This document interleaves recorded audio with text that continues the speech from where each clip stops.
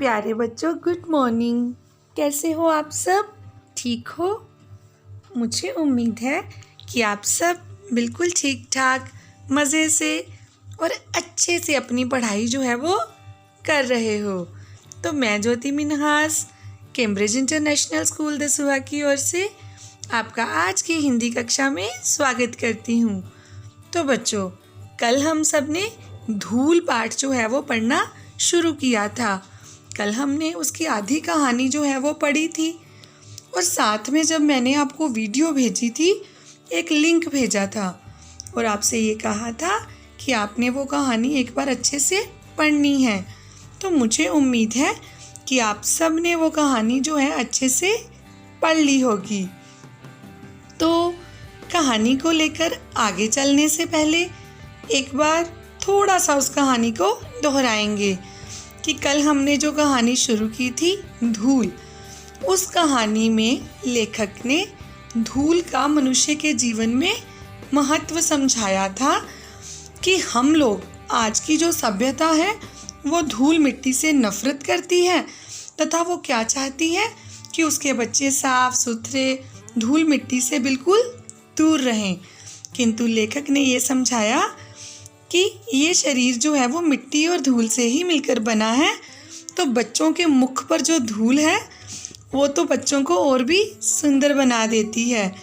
बच्चों के मुख पर जब धूल लगी होती है तो वो हीरों के समान चमकते हुए दिखाई देते हैं। लेखक ने साथ में ये भी बताया कि जिनका बचपन गाँव की गलियों में धूल में खेलते हुए बीता है, वो तो किसी भी बच्चे की धूल के बिना कल्पना भी नहीं कर सकता। तो बच्चों, अब हम कहानी को आगे पढ़ेंगे। तो हमारी कहानी का नाम क्या है? धूल, जिसके लेखक हैं रामविलास शर्मा जी। तो बच्चों, कल जब हमने कहानी ख़त्म की थी तो लेखक ने एक ऐसे कवि की सोच बताई थी जो धूल भरे मिट्टी भरे बच्चों को उठाने वालों को गंदा मानता है। तो लेखक ने उसी की सोच के बारे में आगे लिखा है कि वह हीरों का प्रेमी है, धूल भरे हीरों का नहीं। अर्थात वो चमकते हुए हीरों का, जो बनावटीपन है उसका प्रेमी है। उसको धूल भरे हीरे अर्थात धूल से भरे हुए जो बच्चे हैं वो अच्छे नहीं लगते। शिशु भोलानाथ के संसर्ग तो मैले जो करत गात की नौबत आई। अर्थात माँ ने अपने बच्चे से कहा था कि धूल में नहीं खेलना है, तो कहते अगर वो बच्चा धूल में खेलेगा तो कौन सी नौबत आएगी? मैले जो करत गात, अर्थात उसका भी शरीर जो है वो गंदा हो जाएगा। अखाड़े की मिट्टी में सनी हुई देह से तो कहीं उबकाई ही आने लगे। उबकाई अर्थात उल्टी। कहते अगर धूल में खेलते हुए बच्चे को उस कवि ने गंदा बोला है, धूल से भरे हुए बच्चे को उठाने वाले को गंदा बोला है, तो अगर वो किसी ऐसे पहलवान को देख ले जो अखाड़े की मिट्टी में कुश्ती खेल रहा हो, तो उसको अर्थात उस पहलवान को देखकर तो उसे उल्टी ही आ जाएगी। तथा उस पहलवान को देखकर उस व्यक्ति को उल्टी क्यों आएगी? क्योंकि वो धूल तथा मिट्टी से घृणा करता है तथा धूल और मिट्टी को क्या मानता है? गंदा।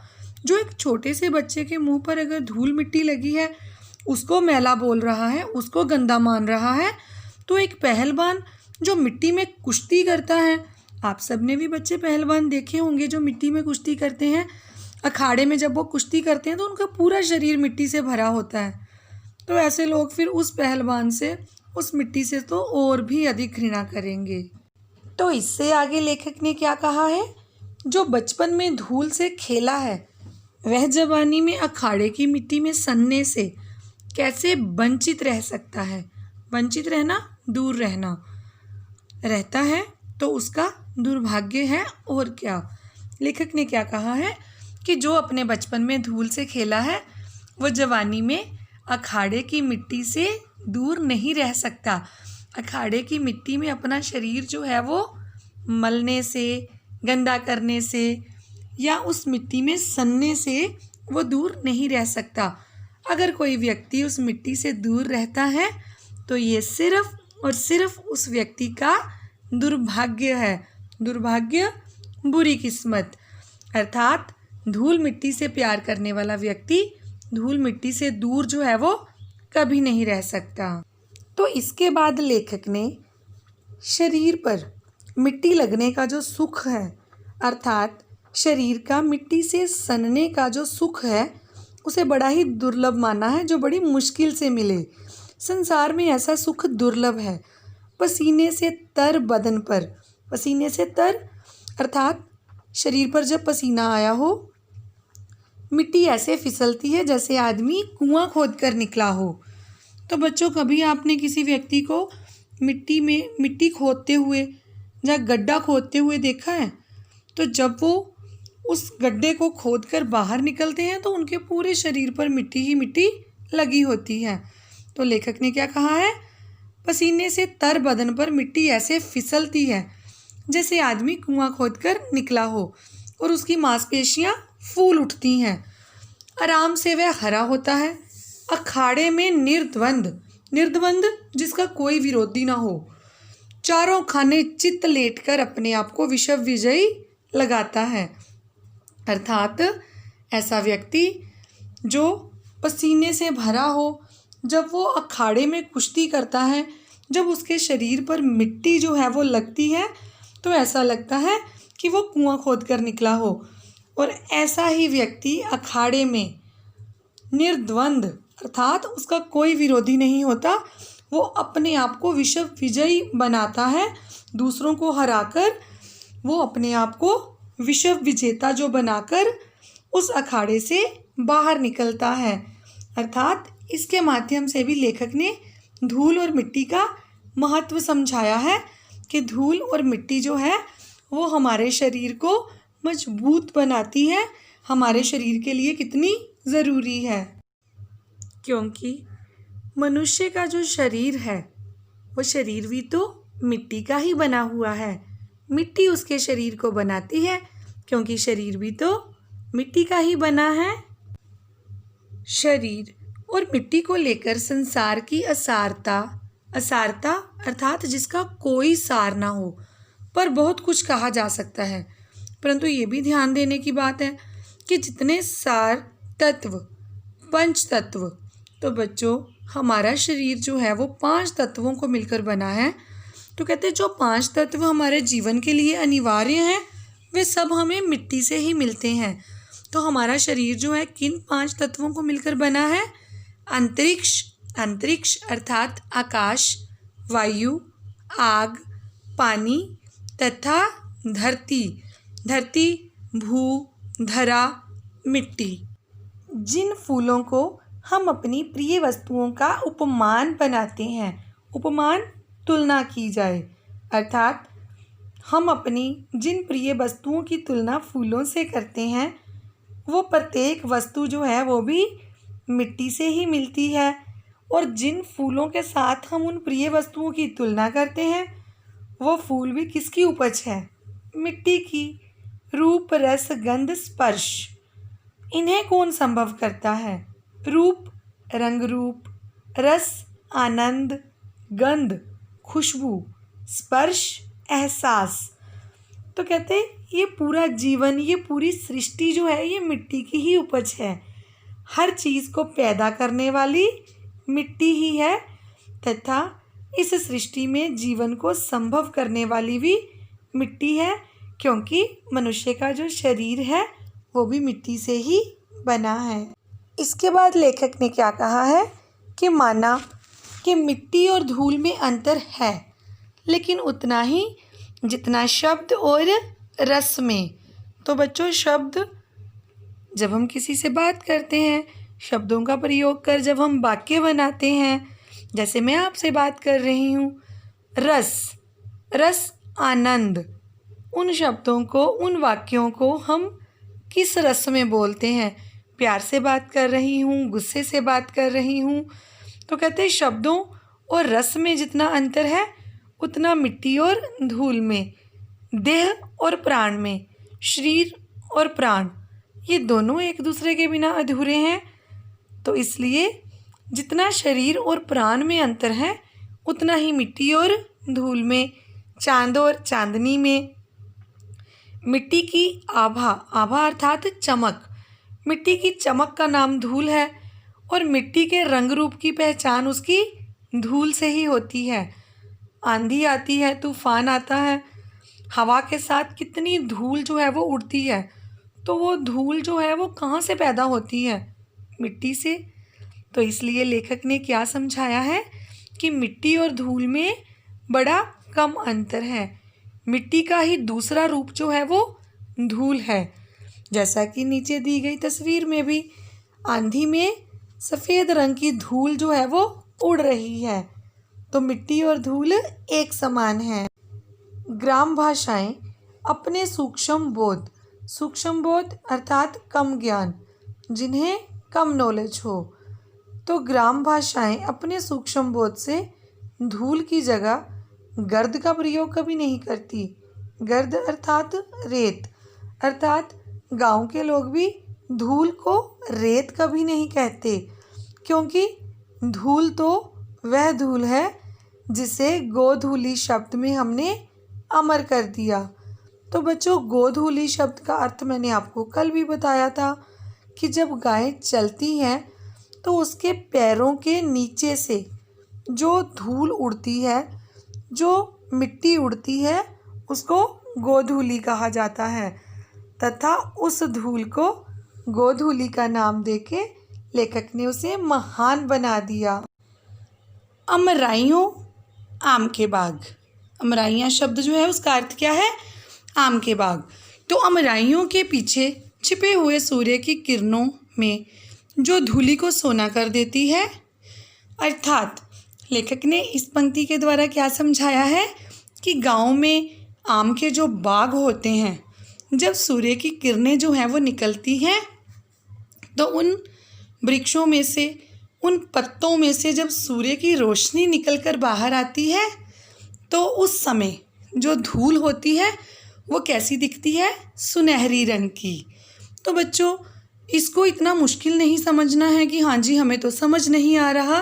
बड़ी साधारण सी बात जो है वो लेखक ने कही है कि जब सूर्य की किरणें वृक्षों में से निकल कर आती हैं, अर्थात वृक्षों के जो पत्ते हैं उनसे छनकर जब सूर्य की रोशनी निकलती है, तो जो धूल उड़ती है, सूर्य की रोशनी में वो धूल भी बड़ी सुनहरी सी लगती है।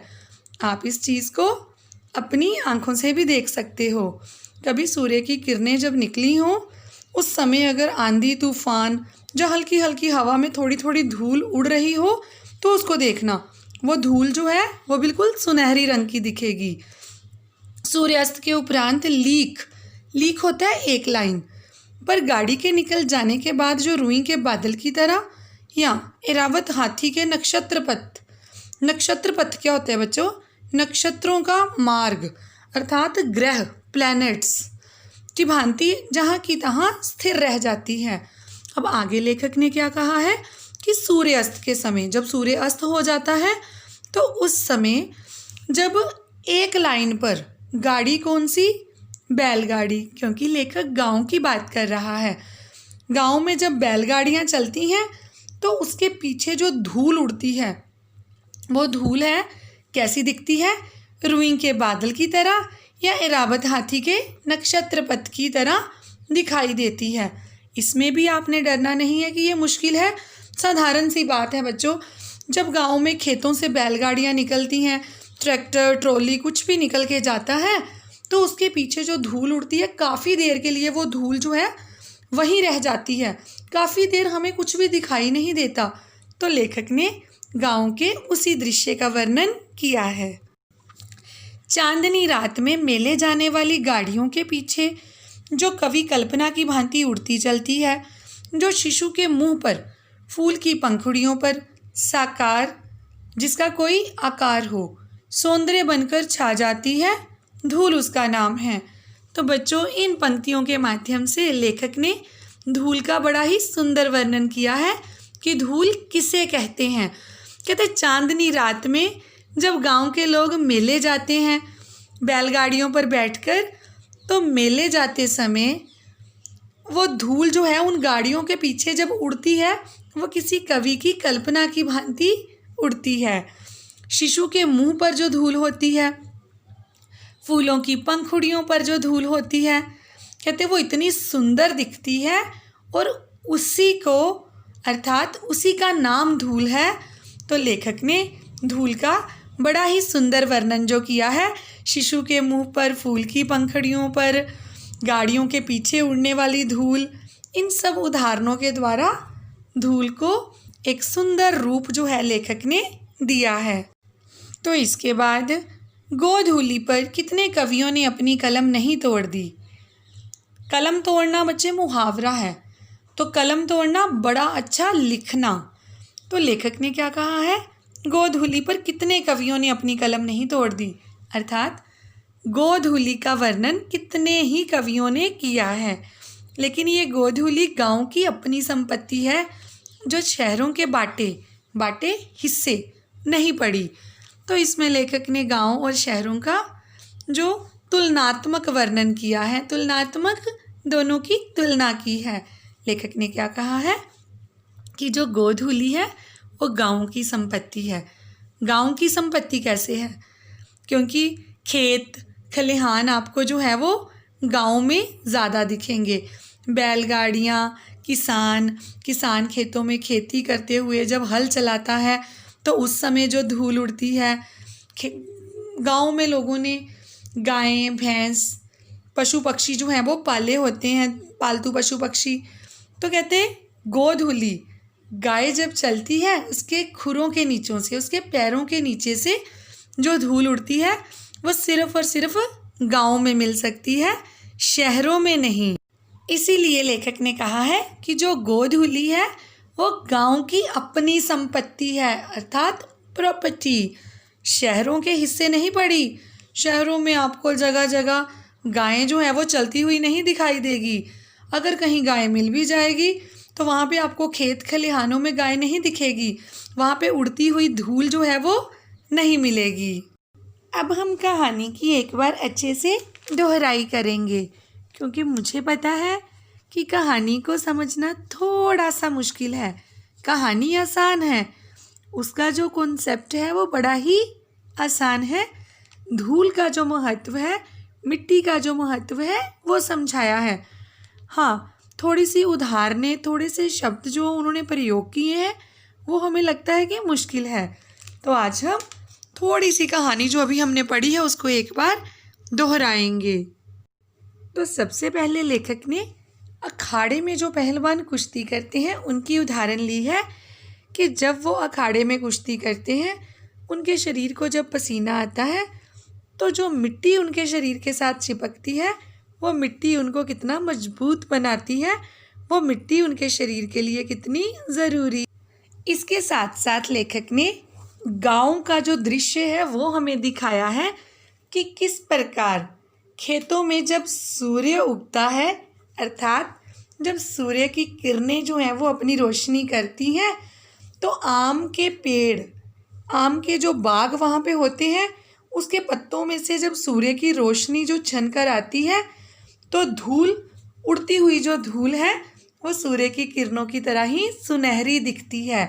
खेतों में जब बैलगाड़ियाँ चलती हैं तो उसके पीछे जब धूल उड़ती है तो वो धूल जो है रुई के बादलों की तरह दिखती है।